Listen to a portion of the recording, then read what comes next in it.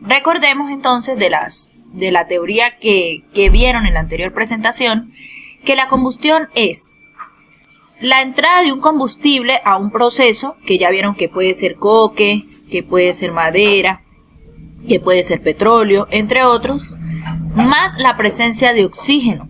En este caso, el oxígeno viene representado por el aire, la entrada de aire a ese proceso. La entrada de aire a ese proceso con la presencia del combustible a una cierta temperatura genera una combustión. Esa combustión va a generar a su vez una serie de productos de combustión, más agua. Esa agua generalmente va a ser líquida y generalmente se va a producir. ¿Por qué casi siempre se va a producir? Porque en el combustible, la mayoría de los combustibles tienen la propiedad de tener carbono, hidrógeno y azufre, por ejemplo, pero tienen el hidrógeno. El hidrógeno, en función con el oxígeno, pues van a generar inmediatamente ese producto que es el agua. El combustible es importante porque genera también o trae un poder calorífico, que a su vez genera un calor. Ese calor se va a hallar a través de los balances de energía que se vio en la unidad de termoquímica. Algunos de los productos que se suelen generar en la combustión son el óxido de nitrógeno, el dióxido de nitrógeno, el dióxido de azufre, el dióxido de carbono y el monóxido de carbono. Es importante destacar que el nitrógeno o el óxido de nitrógeno o dióxido de nitrógeno se va a generar a partir de que el combustible esté compuesto por ese nitrógeno. Pero además de eso, se va a generar siempre que la reacción se dé a una temperatura igual o mayor a 1350 grados Fahrenheit. Por el contrario, si el combustible tiene composición de nitrógeno, pero la temperatura es menor a la que aquí se indica, dentro de los productos de combustión no vamos a obtener óxido nitroso o dióxido de nitrógeno, ¿ok? Aquí es importante también destacar que cuando el aire ingresa para generar la combustión, el aire está compuesto de oxígeno y nitrógeno, que en forma gaseosa es 21% oxígeno y 79% nitrógeno. Eso quiere decir que el nitrógeno gaseoso que entra en el aire podría presentar dos procesos. Si el combustible tiene nitrógeno, pues entonces habrá que hacer una serie de pasos para poder hallar el nitrógeno de salida. Pero si el combustible no tiene nitrógeno y el nitrógeno que ingresa solamente es el que ingresa en el aire, entonces el nitrógeno que entra probablemente va a ser igual al nitrógeno que sale. Es importante considerar eso.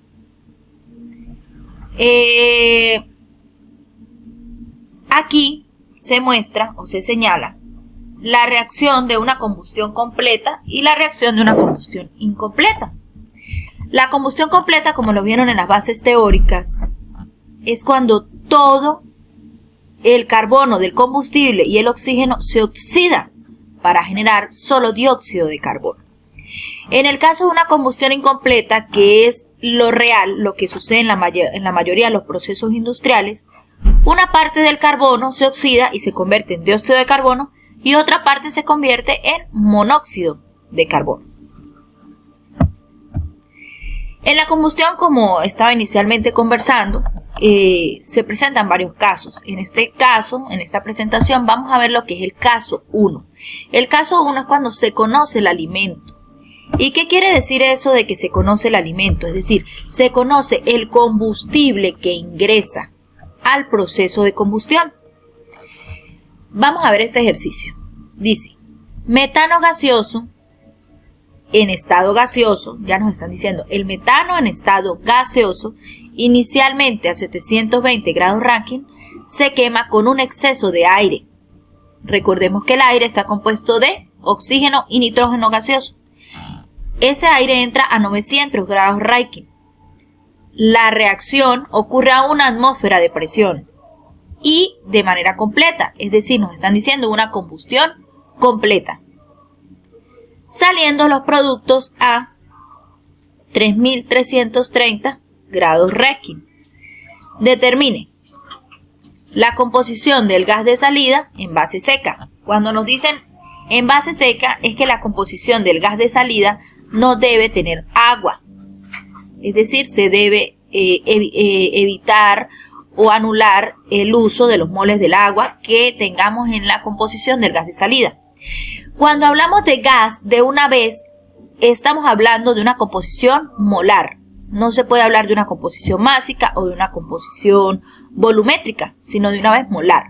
La composición de salida de un gas va a ser entonces molar. Si se les presentan fracciones, si se les presentan porcentajes, pues ustedes ya saben que eso está en función a moles. También nos piden que determinemos el calor en el reactor, en este caso pues en el horno.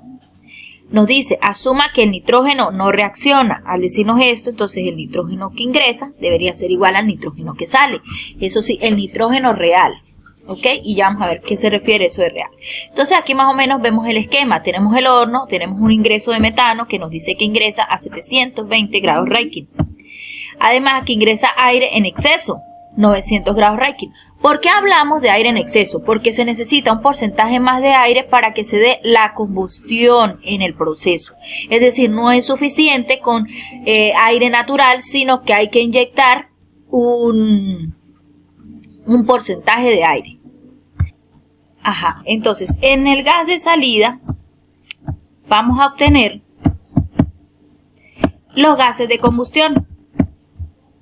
En este caso tendríamos como gas de salida una temperatura de 3330 grados Rankine con esta composición. Dióxido de carbono, porque nos están diciendo que es combustión completa, es decir, ya de una vez asumimos que monóxido de carbono no va a estar en el aire de salida. Agua, porque como les comentaba, la mayoría de los combustibles tienen hidrógeno, en este caso el metano está compuesto de hidrógeno, que al reaccionar con el oxígeno del aire genera agua en estado líquido. Nitrógeno gaseoso, porque el aire está compuesto de nitrógeno, entonces el nitrógeno que ingresa debe salir en algún lugar.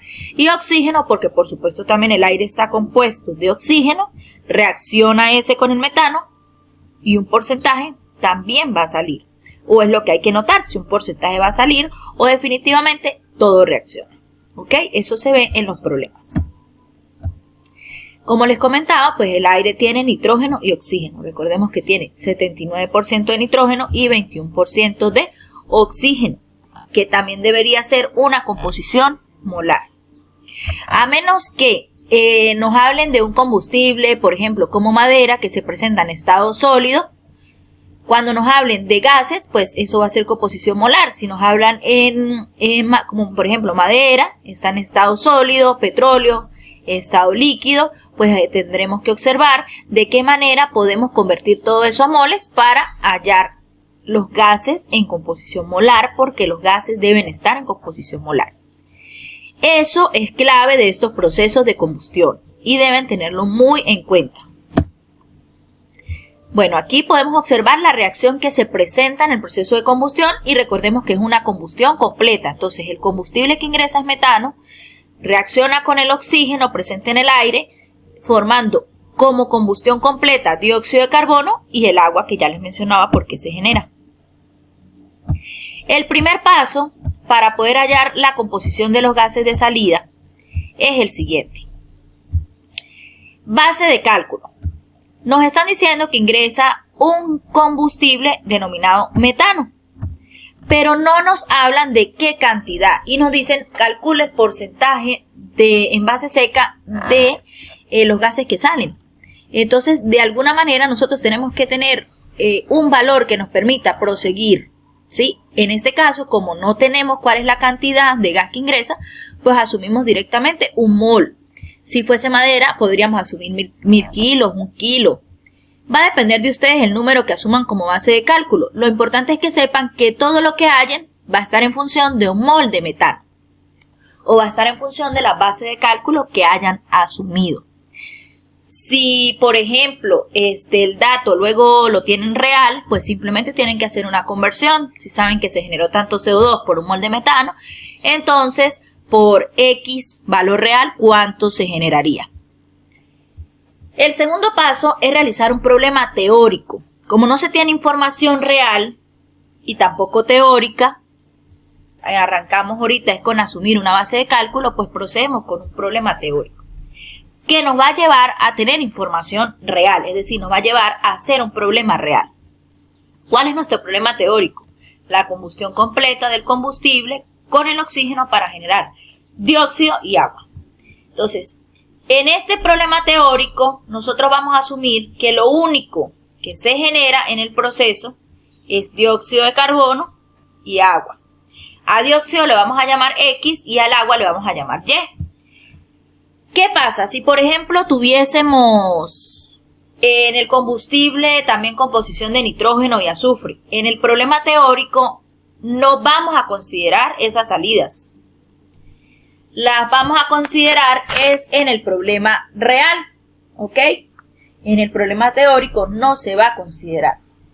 Entonces el problema teórico prácticamente siempre va a estar dado por una combustión completa, ¿ok? Entonces procedemos. Tenemos el metano de entrada, al oxígeno que ingresa en el aire, por ser un problema teórico, le vamos a llamar oxígeno teórico, y tenemos la salida de dióxido y de agua teóricas, ¿sí? A menos que exista algún otro elemento aquí que contenga carbono, oxígeno, hidrógeno, estos gases van a ser igual en el problema teórico que en el problema real, ¿sí? En este caso, como solo se asume el combustible metano, pues prácticamente la salida de estos gases, el resultado teórico va a ser igual al resultado real. Pero a medida que avancemos con los casos, pues ustedes van a darse cuenta cuando no. Entonces, lo primero que tenemos que hacer es que solo tenemos una base de cálculo que es un mol de metano. Y lo único que nos relaciona entre todos estos elementos son los átomos de ellos. No conocemos los moles del oxígeno teórico, tampoco conocemos los moles del dióxido o del agua de salida. Es más, vamos a hallarlos. Entonces, pues, vamos a trabajar con balances en átomos que ustedes pudieron aprender en fundamentos. Vemos que un elemento común, por ejemplo, es el carbono. Entonces, arrancamos con balance en átomos de carbono. En un mol de metano se convierte a átomos de la siguiente manera, hablando que un mol de metano contiene un átomo de carbono. Entonces observamos que en un mol de metano hay un átomo de carbono. Es importante considerar que esta relación se obtiene estequiométricamente. Y ese mol de metano va a ser igual en balance de átomos a X moles de dióxido de carbono, donde un mol de dióxido, según la relación estequiométrica, tiene un átomo de carbono. Entonces, los X mol de dióxido de carbono van a ser igual a un mol. Es decir, ya tenemos el valor de X, que es igual a un mol. Seguimos con el balance en átomos y ahora vamos a hacerlo con el balance de átomos de hidrógeno. Es importante aquí destacar que el balance de átomos generalmente debería arrancar con carbono y debería terminar con oxígeno, ¿ok? ¿Por qué? Porque si hacemos primero un balance de átomos en oxígeno, el oxígeno está presente, como podemos observar, en el aire de entrada y está presente también en el X y en Y. Es decir, cuando se haga el balance va a quedar incógnitas. No se va a poder despejar. Entonces, si ven, el carbono de una vez nos da un valor. Si lo hacemos en hidrógeno, probablemente también de una vez nos va a dar un valor. Y por último, ya teniendo esos dos valores, podemos hacer un balance para obtener el valor de oxígeno. Entonces, seguimos. El balance en átomos de hidrógeno es así. Un mol de metano, que es el gas de entrada, obtiene 4, se multiplica por estequiométricamente, sabiendo que un mol de metano tiene 4 átomos de hidrógeno. Eso va a ser igual a Y en la relación 2:1, donde Y nos va a valer 2 moles. El oxígeno teórico se va a determinar a través del balance de átomos con las mismas relaciones que se vino manejando con el balance en hidrógeno o el balance en carbono. El resultado del oxígeno teórico es 2 moles. Ya teniendo los valores de lo que es la composición del gas de salida teórico, podemos irnos hacia el problema real con condiciones reales. Nos mencionan que existe un exceso de aire. Este exceso de aire es del 50%. Para hallar el oxígeno real, la ecuación va a estar determinada por oxígeno teórico por 1 más el exceso de aire. Entonces, al aplicar la ecuación nos da que 3 moles de oxígeno son los que están ingresando en el aire para reaccionar en esa cámara de combustión. Obteniendo los moles de oxígeno que ingresan, podemos hallar de una vez los moles de nitrógeno real que ingresan, bajo la relación de que el aire está compuesto por 21 moles de oxígeno y 79 moles de nitrógeno. Y aplicando una relación estequiométrica podemos obtener el resultado, que en este caso pues ese es el valor del nitrógeno. Es importante recordar que aquí el nitrógeno gaseoso que entra no está reaccionando con el nitrógeno del combustible, porque el combustible no posee nitrógeno ni se están dando unas temperaturas para generar una reacción del nitrógeno. Por ende, el nitrógeno que entra va a ser igual en este caso al nitrógeno que sale. Bueno, aquí podemos más o menos observar lo que va a ser el esquema real y pues ya les comenté esa información. Seguimos. Entonces, al obtener el oxígeno real que entra para reaccionar, podemos obtener el oxígeno real que sale. ¿Por qué? Porque los moles de CO2 y de agua que se hallaron en el problema teórico van a ser iguales a los que se hallan en el problema real, y esto es porque primero es una combustión completa, es decir, en el gas de salida no está actuando otros átomos de carbono, solo está actuando el átomo de carbono del dióxido de carbono. Y segundo, se genera agua, puede ser en estado vapor, en vapor de agua, y también tampoco está interfiriendo átomos de hidrógeno en el combustible de entrada o en el aire. Entonces se puede asumir que los dos valores teóricos son los mismos reales, y por ende se puede hacer un balance en átomos de oxígeno para hallar el oxígeno de salida. En este caso pues este es el resultado. Como les comentaba hace un momento, el nitrógeno que sale va a ser igual al nitrógeno que entra. 11,28. Nos hacen la pregunta de que calculemos la composición del gas de salida en base seca. Mencionaba que el agua, el vapor de agua que sale, precisamente sale como vapor de agua, que probablemente a cierta temperatura pues se va a condensar. Cuando nos piden la composición de gas en base seca es porque existe un instrumento que ya ustedes pudieron observar en la presentación teórica de combustión, donde uno de los métodos para hallar la composición de un gas de salida, o casi todos los métodos, lo hacen en base seca, es decir, tienen una especie de filtro que detiene el vapor de agua allí presente hasta que se condense y solo deja pasar los gases presentes en la base seca. Tal es el caso del método ORSAT, que pueden ustedes averiguar o leer sobre él, o en nuestro caso en el Laboratorio de Ingeniería Ambiental contamos con un equipo denominado ECOM, es un equipo portátil que también tiene un filtro para retener el vapor de agua. Entonces, cuando nos hablan de composición del gas de salida en base seca, de una vez van a saber que tienen que eliminar el vapor de agua de ese gas. Entonces, tenemos los moles de salida, está constituido por los elementos que salen o por la composición que tiene ese gas de salida. ¿Cuál es su composición? Tiene CO2, tiene oxígeno y tiene nitrógeno gaseoso. Todos se tienen que sumar y eso nos da un total de la composición o un total de moles del gas de salida. Para saber su composición porcentual, simplemente dividimos cada valor de cada gas entre los moles totales y lo multiplicamos por 100. De esta manera podremos saber la composición porcentual de cada gas. Y para saber,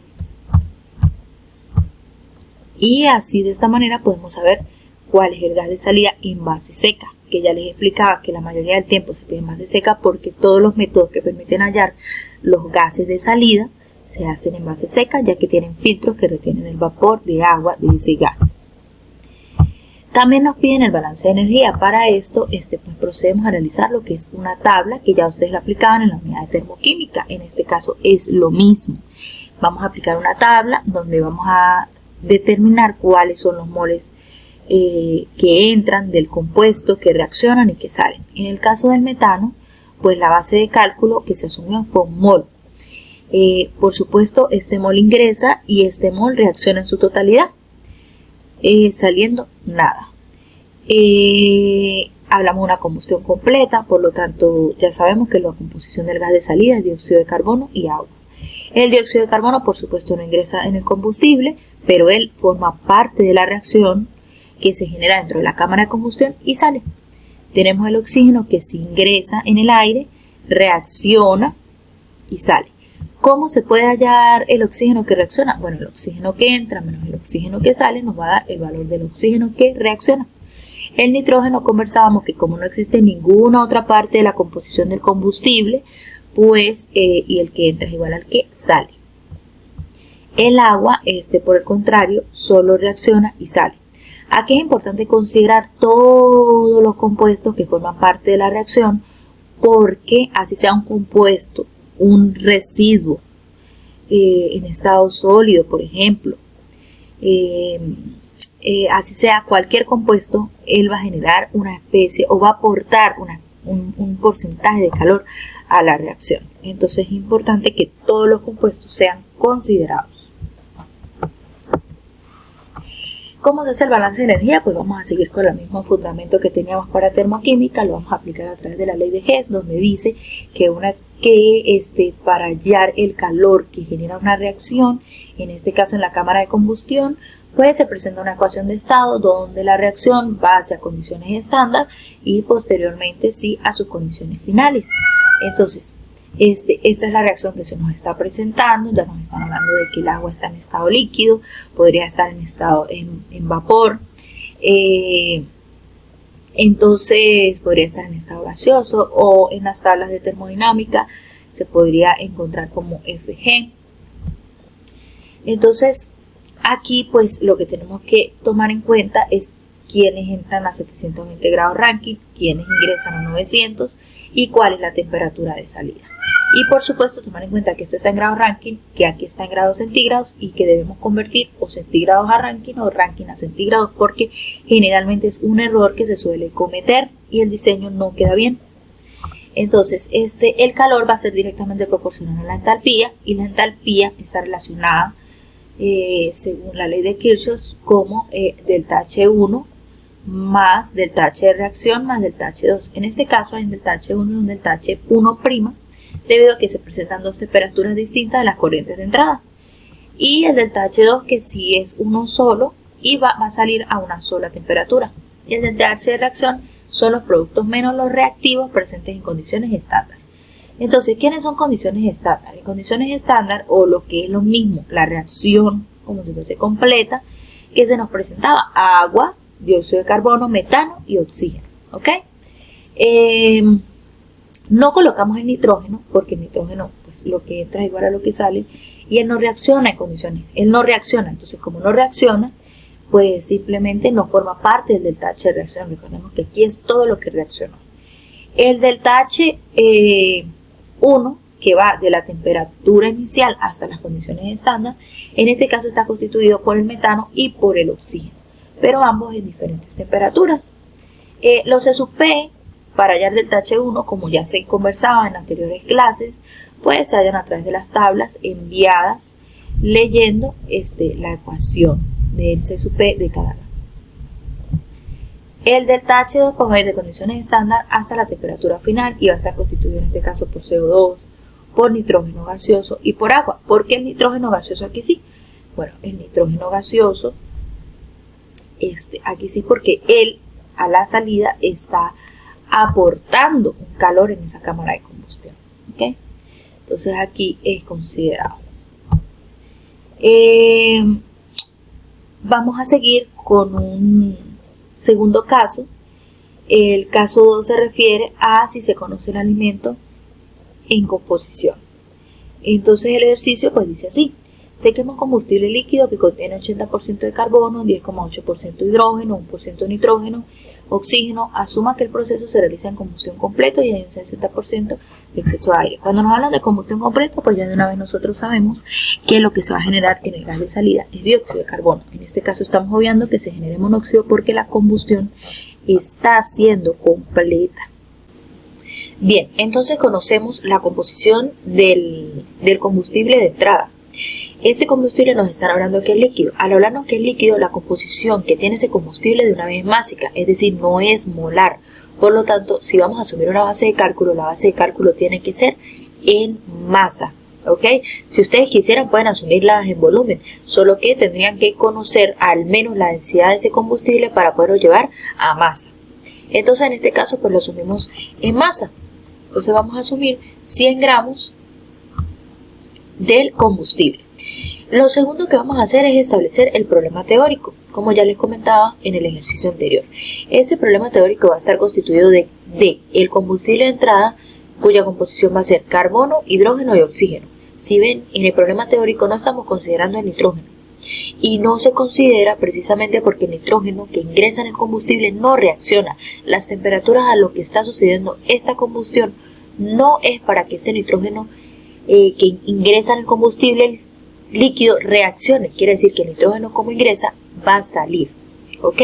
No interfiere en ningún proceso de esta combustión. Ahora bien, recordemos que tenemos otra entrada que es el oxígeno teórico, que es el que va a hacer que se cumpla el proceso de combustión. Y por supuesto, si tenemos en el combustible carbono, hidrógeno y oxígeno, vamos a obtener como salida dióxido de carbono y vapor de agua. Aquí es importante recalcar que nos están hablando de una combustión completa, y si no nos la dicen, la asumimos de una vez. Pero si nos dijeran combustión incompleta, pues es importante saber y recordar cuáles son las condiciones de combustión incompleta, que ya lo veremos en un próximo ejercicio. Entonces seguimos, hacemos un balance en átomos de carbono, ¿ok? Aquí ustedes pueden observar que cuando hacemos el balance en átomos, por ejemplo, de carbono, el carbono aquí está constituido por 80%, fracción másica. Hay que multiplicarlo por la masa que asumimos de base de cálculo, que fue de 100 gramos de combustible. Al multiplicarlo estamos obteniendo los gramos del carbono. Para poderlo llevar a moles tenemos que considerar entonces el peso molecular del carbono, y luego sí, pues sabemos que en un mol de carbono pues hay una molécula de carbono nada más, o un átomo de carbono, ¿ok? Lo vamos a igualar a todos los compuestos que contengan carbono en el gas de salida. En este caso, pues dióxido de carbono, estamos en el problema teórico. Entonces sabemos que 2 moles de dióxido de carbono tienen un átomo de carbono, y de esta manera obtenemos el resultado de dióxido de carbono. Continuamos. Seguimos ahora haciendo un balance en átomos de hidrógeno. Mismo procedimiento que para con el carbono, y obtenemos que los moles de agua van a ser 5,4 mol. Recordemos que obtenemos los moles de agua porque estamos haciendo un balance en átomos de hidrógeno, y lo único que sale que contiene átomos de hidrógeno es la molécula de agua. Posteriormente hacemos un balance en átomos de oxígeno. Aquí es importante recalcar que siempre en el problema teórico, cuando se empieza, el oxígeno ocupa el último lugar. ¿Por qué ocupa el último lugar? Porque si ocupara el primero, quedaría al menos con 2 incógnitas. 2 incógnitas, ¿por qué? Porque el agua está constituida por oxígeno, el dióxido de carbono también está constituido por oxígeno, y pues quedaría esa incógnita de X y Y. Entonces siempre es más recomendable dejar el oxígeno o el balance en átomos de oxígeno de último en el problema teórico, y en el problema real pues ya se verá cómo es. Entonces, al dejarlo en el problema teórico y hacer el balance, consideramos que hay un ingreso de oxígeno por el aire, también hay un ingreso de oxígeno en el combustible, y que eso va a ser igual a lo que contiene oxígeno en la salida. Este es el problema teórico. Entonces, en el problema teórico solo dijimos que va a salir dióxido de carbono y agua. Ya en el problema real, recordemos que el oxígeno que ingresa, una parte reacciona y probablemente el resto salga, pero no forma parte aquí en el problema teórico. Vamos ahora a obtener los moles de oxígeno teórico, y eso nos da este resultado. Ya obteniendo todo lo que tenía el esquema del problema teórico, nos vamos al problema real. ¿Cómo vamos a hacer para irnos al problema real?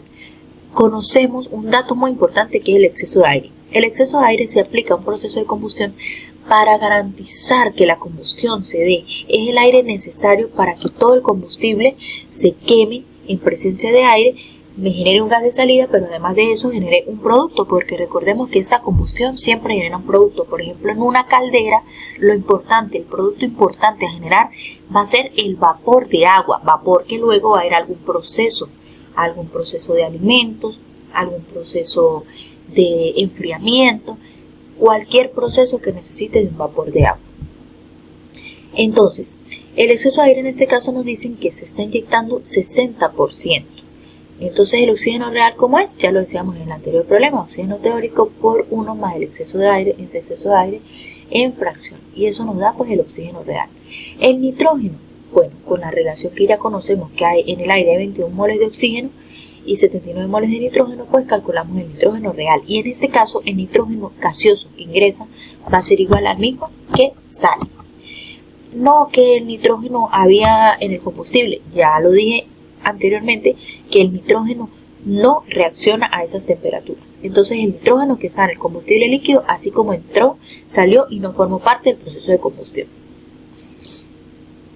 Ok, al conocer el oxígeno real, entonces podemos hacer un balance en átomos para conocer el oxígeno que sale. Sí, porque conocemos el oxígeno que ingresa en el combustible, el oxígeno real que está ingresando en el aire, conocemos realmente los moles de CO2 que salen, porque no existe aquí una combustión incompleta, quiere decir que los moles de CO2 teóricos son iguales a los moles de CO2 reales. Conocemos el agua de salida, misma situación que el dióxido de carbono, y no conocemos el oxígeno que sale y es lo que queremos hallar. Entonces pues aquí tenemos el resultado. Nos hacen la pregunta de cuál es la composición del gas de salida. Bueno, ustedes ya en el anterior problema pudieron ver cómo se calcula la composición del gas de salida, ¿no? El gas de salida es sin agua, ya que la mayoría de los procesos o procedimientos para medir los gases que se producen de una combustión tienen un filtro que retiene la humedad. Al retener la humedad se analiza el gas de salida en base seca. Entonces, ¿qué se va a sumar? La composición del gas sin el vapor del agua. ¿Ok? Moles de CO2, moles de oxígeno y moles de nitrógeno. Se suman todos, se divide cada uno entre el total y así nos va a dar los porcentajes de cada uno. Y así se conoce la composición del gas de salida en base seca. Caso 3. Se conoce el alimento en combustión incompleta. Ya hemos hablado de la combustión completa y ahora vamos a ingresar con lo que es la combustión incompleta. La combustión incompleta es el proceso que mayor se da en los procesos industriales. Eso quiere decir que probablemente ustedes trabajen más con combustión incompleta que con combustión completa. ¿Y cómo es eso de combustión incompleta? Es cuando, por ejemplo, todo el oxígeno no logra oxidar todo en forma de dióxido de carbono y se forma también otro elemento llamado monóxido de carbono.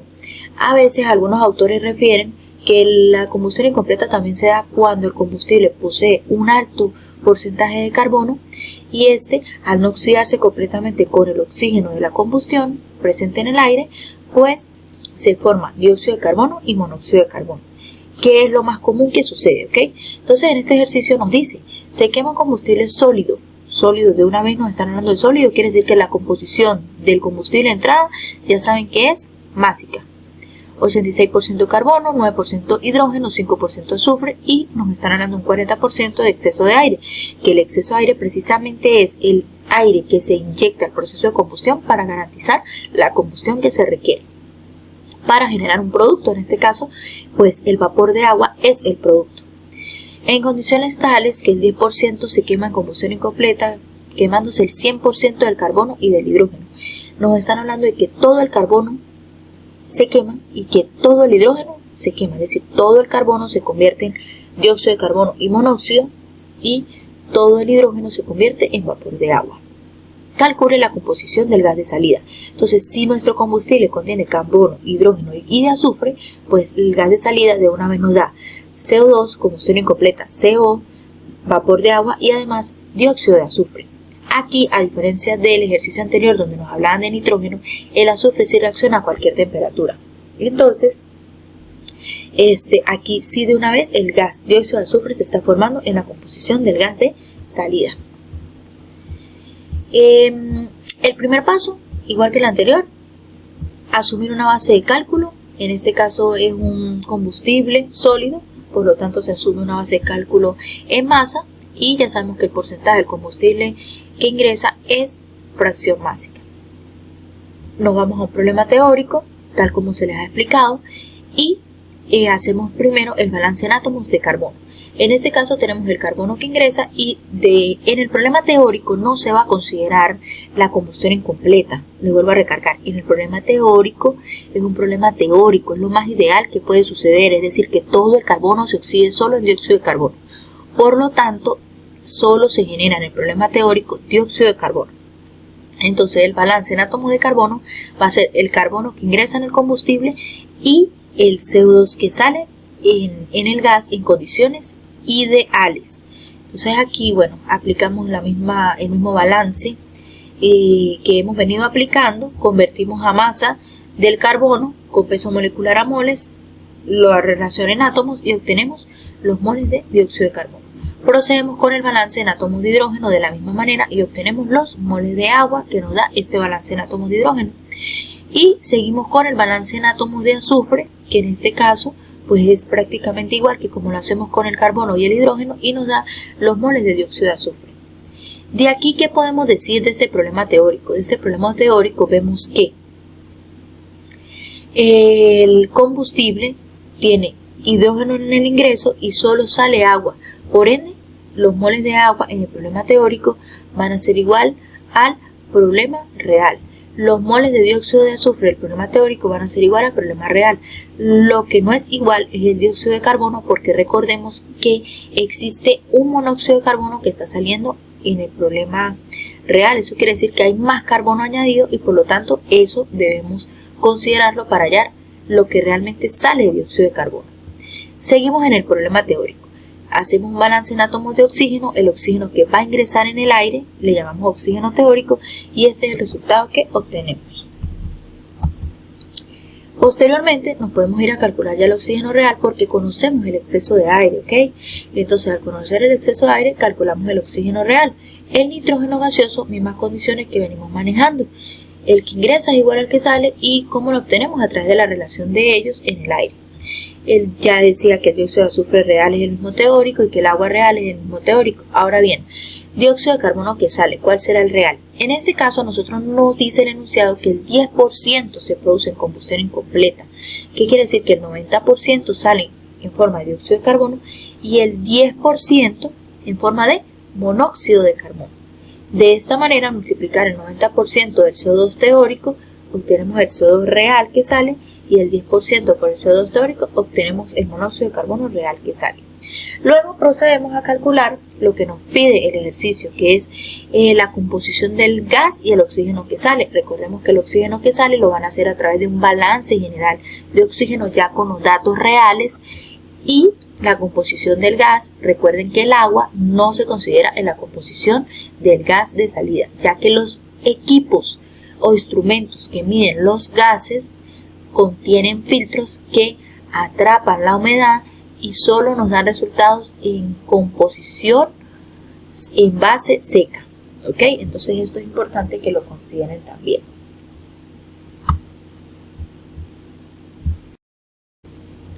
Ahora bien, el caso 4 de la combustión. Se conoce el alimento y se conoce la salida.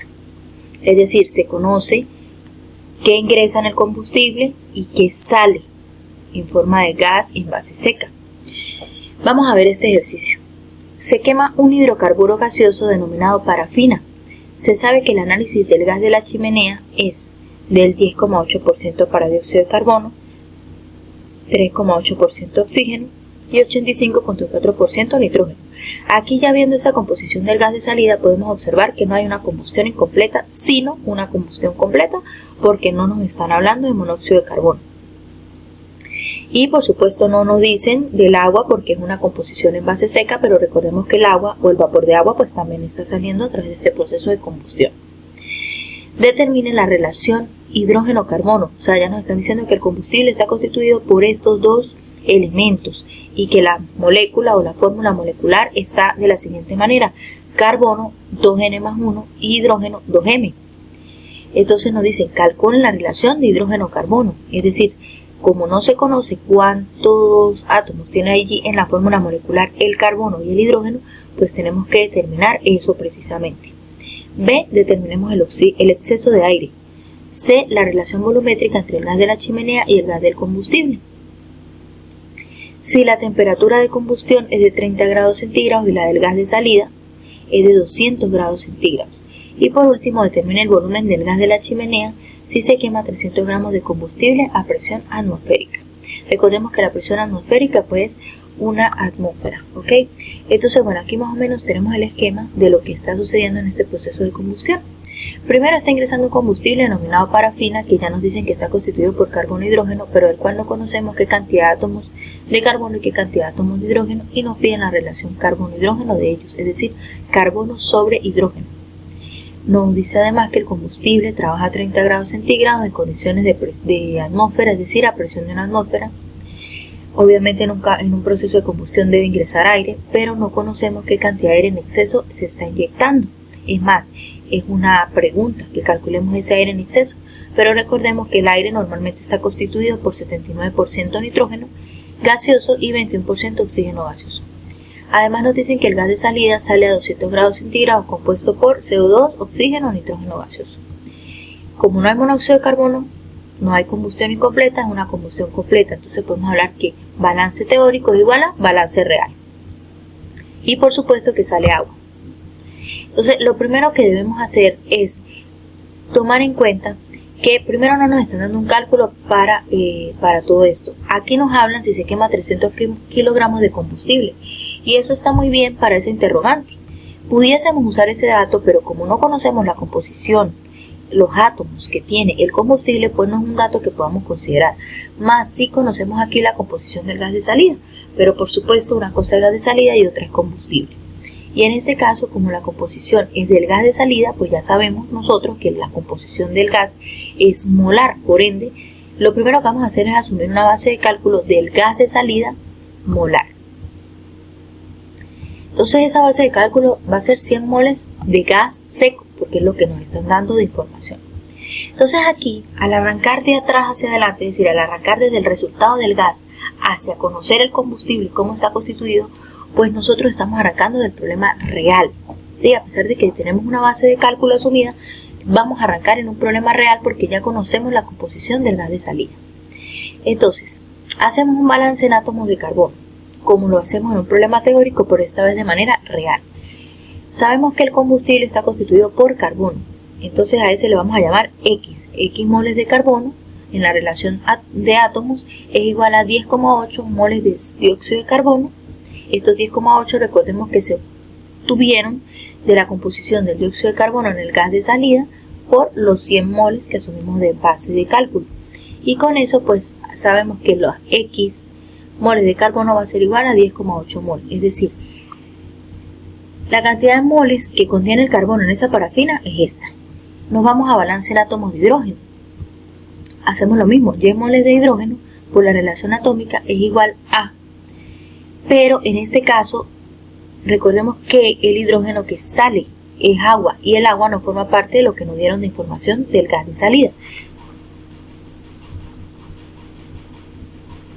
Como no conocemos esa composición, pues eso queda como una incógnita. ¿Qué otro balance podemos hacer? El balance para el nitrógeno. ¿Por qué el balance del nitrógeno? Porque nos están dando la composición del nitrógeno en el gas de salida. Entonces con esa composición podemos hallar la composición que hay de nitrógeno en el aire, ya que el combustible no está constituido por nitrógeno, ¿ok? Y tampoco pues está dando las temperaturas en caso de que estuviese constituido. Aquí pues el nitrógeno que sale va a ser igual al nitrógeno que entra, pero de aquí lo importante entonces va a ser conocer qué cantidad de aire está ingresando, con el objeto de poder luego hallar el oxígeno que está trabajando en ese proceso de combustión. Entonces le llamamos a la corriente de aire corriente A y sabemos que 0,79 por la corriente A representa el nitrógeno gaseoso. Hacemos una relación en átomos y eso va a ser igual a los moles que están saliendo por su relación en átomos. No necesariamente tenían que hacer la relación en átomos, simplemente podrían decir que 0,79 por A es igual a 85,4 y despejar. Pero aquí pues se hace un balance en átomos. Entonces la corriente de aire va a ser igual a este valor, ¿sí? Ya conociendo la corriente de aire, sabemos que hay 21% de oxígeno en la corriente de aire, es decir, 0,21 por lo que vale la corriente de aire nos va a dar el oxígeno que entra. Recordemos que esto es el problema real, entonces este oxígeno que estamos hallando allí, que está entrando en el aire, es real. Ahora bien, seguimos con nuestros balances. Nos vamos ahora al balance en átomos de oxígeno. ¿Con qué objeto? En este caso no es desconocido ya el oxígeno, pero sí era desconocido el agua. Entonces al hacer un balance en átomos de oxígeno podemos conocer el valor del agua y de esta manera podemos hallar la cantidad de moles de hidrógeno que están en la parafina. Al obtener este valor, que recordemos que esto quedó en incógnita en un balance anterior que hicimos en átomos de hidrógeno, al obtener este valor pues ya podemos responder a la primera pregunta que nos dice que calculen la relación carbono-hidrógeno, es decir, obtuvimos 10,8 moles de carbono de la parafina y 32,4 moles de hidrógeno. Si eso lo dividimos y lo llevamos a fracción, pues eso es 1/3. Además nos daban la fórmula molecular, nos decían que el carbono va a ser 2N más 1 y que el hidrógeno va a ser 2M. Entonces aquí obtenemos ya lo que es la molécula de la parafina y damos respuesta a la primera interrogante. La segunda interrogante que se nos hacía es ¿cuál es el exceso del aire? Recordemos que el oxígeno real es igual al oxígeno teórico por 1 más el exceso de aire. En este caso pues deberíamos despejar esto para obtener el exceso de aire en fracción y luego llevarlo a porcentaje. Ahora bien, el oxígeno real nosotros lo conocemos, lo acabamos de hallar en un problema real, pero no conocemos el oxígeno teórico. ¿Cómo hacemos para hacerlo? Nos vamos ahora a hacer un problema teórico. ¿Por qué? Porque ya conocemos la parafina, es decir, ahora sí podemos ir de adelante hacia atrás. ¿Ok? Entonces, en el problema teórico, sabemos que la parafina está compuesta de carbono e hidrógeno y conocemos los moles. Hacemos aquí la composición del gas de salida, donde el gas de salida en esta oportunidad, haciendo un problema teórico, va a estar compuesto por CO2 y agua. Ya dijimos que el problema teórico es igual al real, por lo tanto estos valores también se mantienen. ¿Cuál va a ser nuestra incógnita en este caso? Nuestro oxígeno teórico. Entonces tenemos que hacer un balance en átomos de oxígeno y despejar el oxígeno teórico. Una vez tenemos este valor, podemos hallar el exceso, como les decía hace un momento, despejando la ecuación. Y el despeje pues quedaría de la siguiente manera. Y con eso pues obtenemos y damos respuesta a la segunda interrogante sobre cuál es el aire en exceso. Y sería 20,11%. Vamos con la tercera interrogante. Nos pide relación volumétrica entre el gas de la chimenea y el gas del combustible. Entonces, ahí nos dan unas ciertas condiciones del gas de la chimenea con el gas del combustible. ¿Qué hacemos nosotros? Aplicamos la ley de gas ideal. Presión por volumen es igual a N por R por T y despejamos el volumen. Al despejar el volumen, entonces nosotros podemos, al despejar el volumen, hacer esa relación de cuál es el volumen del gas de la chimenea entre el volumen del gas del combustible. ¿Qué pasa? La chimenea, pues sabemos que lo que sale, los gases de combustión que salen son 100 moles porque fue la base de cálculo que asumimos. Y el combustible pues sería la suma del carbono más el hidrógeno. Aquí aplicamos las condiciones que se nos están dando a las temperaturas que nos dicen y la relación de ellos es 3,61 litros de gas de aire seco entre el gas del combustible. De esta manera damos respuesta a esta pregunta. Ahora bien, nos pregunta, calcula el volumen del gas de la chimenea si se inyecta 300 kilos de C2H6. ¿Cómo podemos hacer esto? Podemos hacerlo llevado a la siguiente manera. Ya conocemos la molécula, entonces esa masa la podemos llevar a moles. Y de esa manera volvemos a utilizar la ecuación de gas ideal y calculamos el volumen para esta condición. Con esta respuesta damos respuesta a todas las interrogantes que en este ejercicio había y cuya cuestión nueva era que se conocía lo que entraba, más no cómo estaba su composición, pero sí se conocía la composición del gas de salida. Y cómo podemos ir de un problema real a un problema teórico y no de un teórico a un real. Porque todas estas situaciones se nos van a presentar en los procesos industriales. Incluso cuando estén aplicando ahorita el caso aplicativo, van a poder observar estas situaciones. Bien, continuamos. Un poquito de teoría para hacer un break con respecto a los ejercicios que venimos manejando.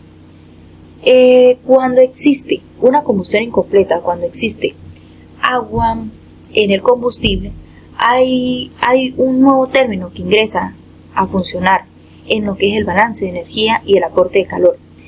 Entonces, si el combustible es líquido o sólido, pues se emplea el poder calorífico superior. Pero como les decía, cuando existe agua en el combustible o cuando existe una combustión incompleta, es necesario o entra esto también a participar porque va a formar parte de una corrección en lo que es el aporte de calor. ¿Qué es el poder calorífico superior? Es el calor generado al quemar el combustible en condiciones estándar y el agua producida está condensada. Entonces ya nos está hablando que es el calor generado al quemar el combustible en condiciones estándar. Es decir, este nuevo término se va a aplicar es para el delta H de reacción. El poder calorífico superior va a ser igual al poder calorífico inferior menos los moles del gas por la constante R por el delta T. Recordemos que si el combustible es gaseoso, pues se aplica la ley de Hess normal como la venimos aplicando, pero si el combustible está así, pues probablemente vaya a haber una combustión incompleta o vaya a haber presencia de agua en el combustible. Ya conociendo cuál es el poder calorífico inferior, vamos a conocer qué es eso de poder calorífico inferior y los moles de gas. Se refiere a moles de gas, los moles de gas producidos por combustión completa sin presencia de agua. Lo teórico. El poder calorífico inferior es el calor generado al quemar un combustible en condiciones estándar, teniendo el agua como vapor al final. Entonces, toda esta teoría que aquí estamos leyendo se traduce en lo siguiente. Para poder calcular el H de reacción o el delta H de reacción y conocer el aporte que genera o el calor que genera durante estas condiciones, eso va a ser igual a menos el poder calorífico superior, donde aquí conocemos la ecuación, pero además habrá que hacer una corrección o dos correcciones dependiendo de lo que esté presente en el proceso. Por ejemplo, si tenemos una combustión incompleta, esto que está en rojo deberá corregirse, es decir, se tendrá que aplicar, se tendrá que sumar a este poder calorífico superior para hallar esa variación del tal pi en condiciones estándar. Si además el combustible tiene líquido, también se tendrá que aplicar esta condición que está por aquí. Si por el contrario hay uno y el otro no, solo se aplicará la condición que aplique al momento, ¿okay? Que aplique si hay combustión incompleta o que aplique si hay agua en el combustible. Las correcciones no son más que multiplicar el delta H de formación del monóxido menos el delta H de formación del dióxido si hay una combustión incompleta, y si hay agua en el combustible, multiplicar el delta H de formación del agua en forma de vapor que sale en el gas menos el delta H de formación del agua líquido que existe en el combustible. Nada más. Pero es importante que esto lo consideren cuando a partir de aquí, de este momento, estén manejando ejercicios de combustión incompleta y que además el combustible tenga agua dentro de su composición. Vamos a ver este ejercicio. Un combustible líquido cuyo análisis es 80,73% de carbono, 2,45% de azufre, 14,73% de hidrógeno, 0,19% de agua y 1,89% de residuos, se quema con un 60,3% de exceso de aire. El aire y el combustible entran a 25 grados centígrados. El análisis de gas de la chimenea indica que la relación dióxido de carbono, monóxido de carbono es igual a 8,979, saliendo estos gases a 600 grados centígrados. El calor específico del residuo es de 0,42 kJ sobre kilogramos por Kelvin. Se sabe que el combustible tiene un poder calorífico inferior de 46.560 Joule por gramo. Determina el balance térmico por kilo de combustible. Entonces, bueno, vamos a determinar lo que es el balance de energía, es decir, vamos a calcular el calor y recordemos que esto lo hacemos a través de la ley de Hess, que considera delta H1, delta H de reacción y delta H2, ¿ok? Bien, aquí, bueno, primero vamos a elaborar lo que es nuestro esquema. Nos dice que se está presentando en una cámara de combustión, el aire y el combustible están ingresando a 25 grados centígrados, que hay aire en exceso y que se están generando los productos allí reflejados. En realidad en el ejercicio no nos dicen los productos, pero vamos a ver qué componentes tiene ese combustible líquido. Observamos que tiene carbono, azufre, hidrógeno y agua. Por ende, pues estaría generando CO2. Hay una relación dióxido de carbono monóxido, por lo tanto ya esa relación nos está hablando que hay una combustión incompleta, por ende se está generando también monóxido de carbono. En el combustible hay azufre, así que está saliendo muy probablemente dióxido de azufre, y hay agua y por supuesto probablemente va a salir vapor de agua.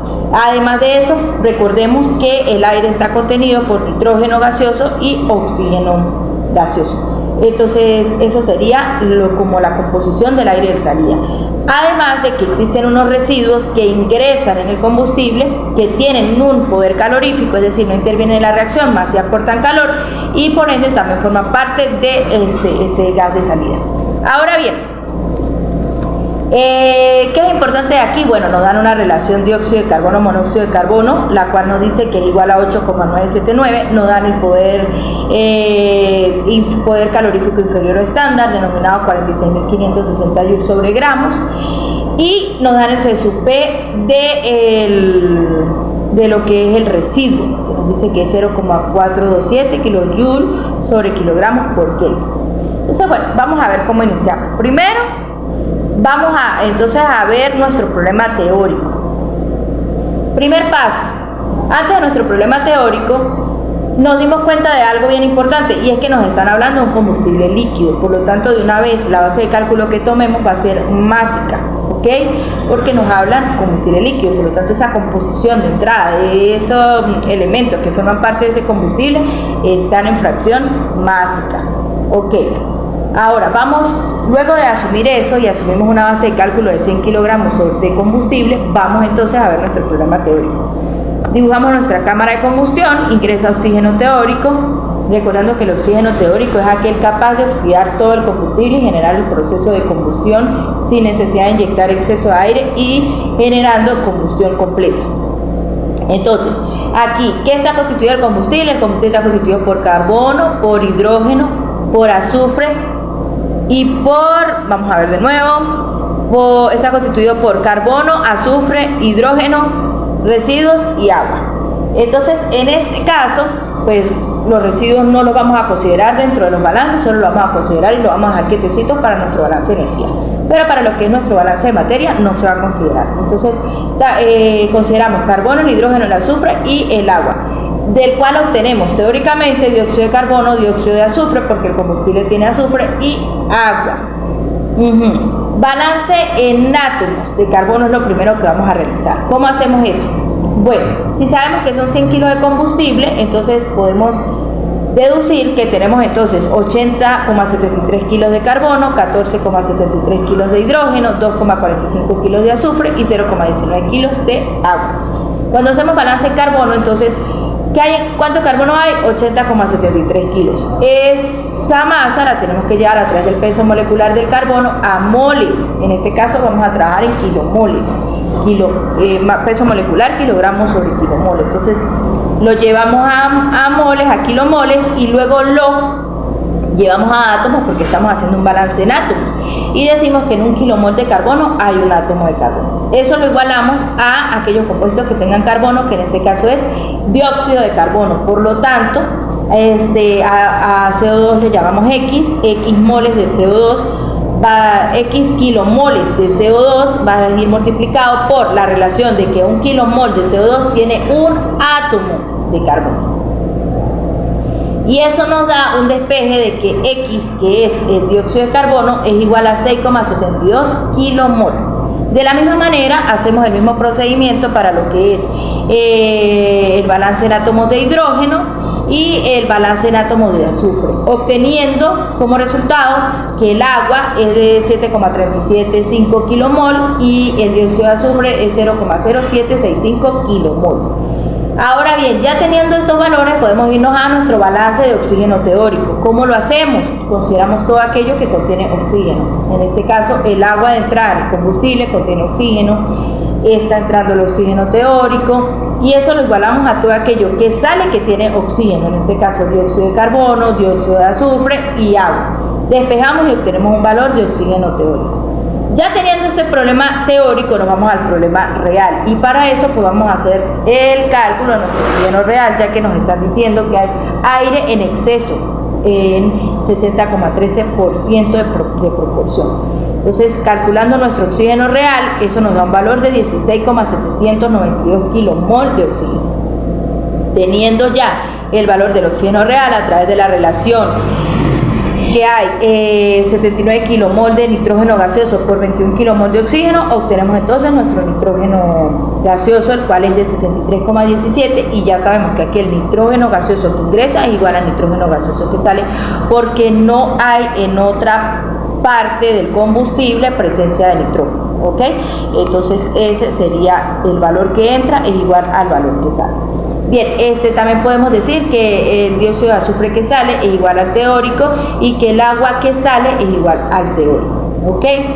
Ahora bien, vamos a realizar nuevamente el balance en carbono, y esto se da porque recordemos que tenemos una combustión incompleta, así que no podemos decir que el carbono que ingresa o el dióxido de carbono que ingresó es igual al que salió, porque por allí pues tenemos monóxido de carbono, parte de la combustión incompleta. Entonces realicemos el balance. ¿Cómo lo vamos a hacer?